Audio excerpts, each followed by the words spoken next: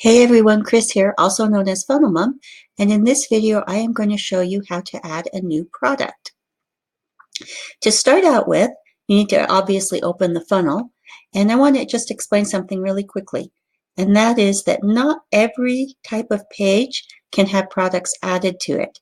So if it is not an order page, something that has an order form or a one-time offer or an upsell or a downsell, then you will not be able to add a product. Let me just explain that just a little more. So here in this funnel, here's the squeeze page. And if you look over here, there's 3 tabs.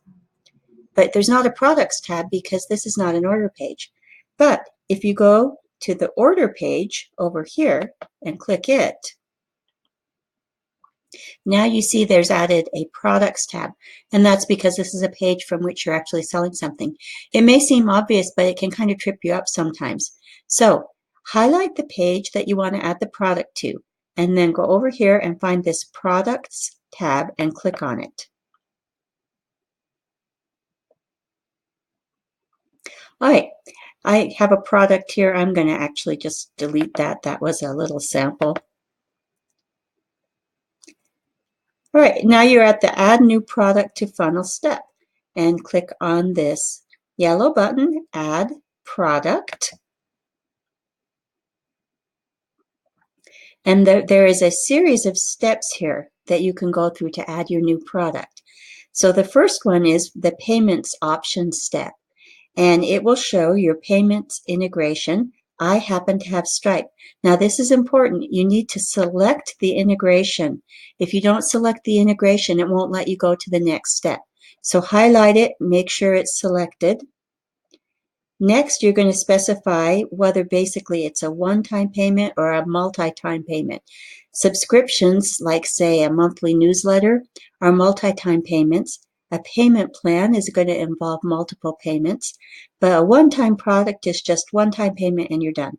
So you would choose either subscription here, if it's a subscription or a payment plan, or you would choose one-time here if it's a one-time product. And I'm going to choose one time.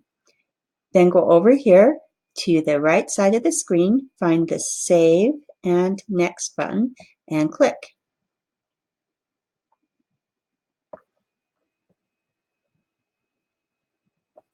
Okay, you have to make sure that this is selected or it won't go to the next step.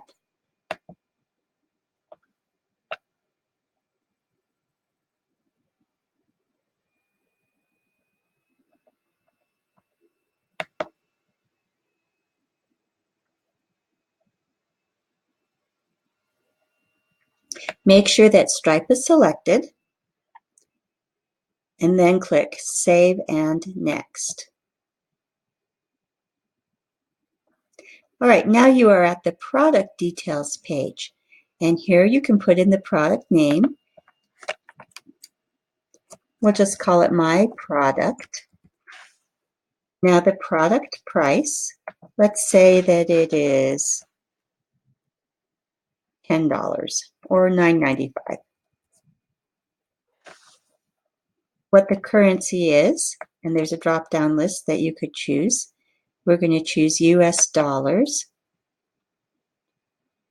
You can customize what it says on the order form if you want to. I'm not going to mess with that. And then you can add a little product description. Okay, and then there's a little explanation here that says, this will appear on your customer's credit card statements alongside your company name that you set in your payment gateway. So you want to type something here that's going to remind your customer of what it is that they bought or what the charge is. And we'll just call it My Product. Now, this is if you want to make the product be the order bump. And right now we are not going to do that because this is going to be the main product on our page. So we're just going to say My Product. And you can specify if there's a limit on how many they can buy. If you did that, you would need to turn this on. We're not going to do it. And then we're going to go to Save and Next. Okay, now here you can send a fulfillment email. So after they buy the product, you can specify that this email gets sent to them. It's automatically enabled. You can turn it off if you want, or turn it on. If you turn it off, obviously you don't have to do anything else. If you turn it on, you need to type in what the subject is going to be for your email, what the email is going to say down here,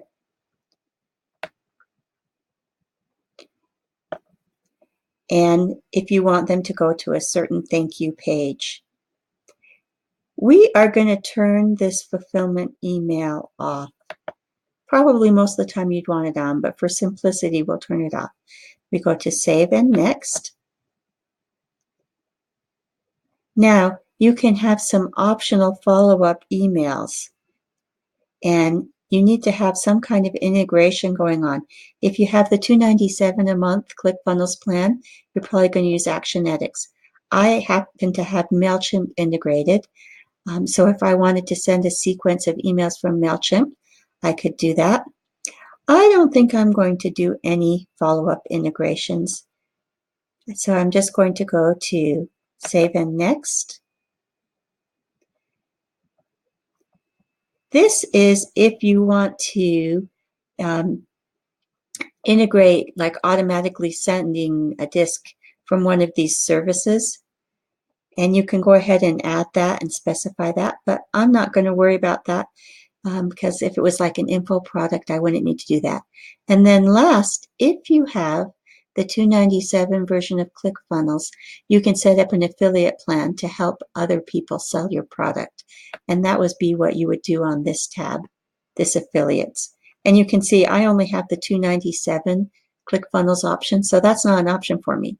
But if you did want to do that, this is where you would do it. So let's go now to the summary. And it's going to show me all the information, my integration, my product name, the price, the currency, the name, okay, all the options that I chose. And now I can click Return to Product List. And here is my product that I just created. If I want to change something about it, I could go ahead and click Edit. If I wanted to get rid of it, I could go ahead and click Delete. So that is how you add a product in ClickFunnels.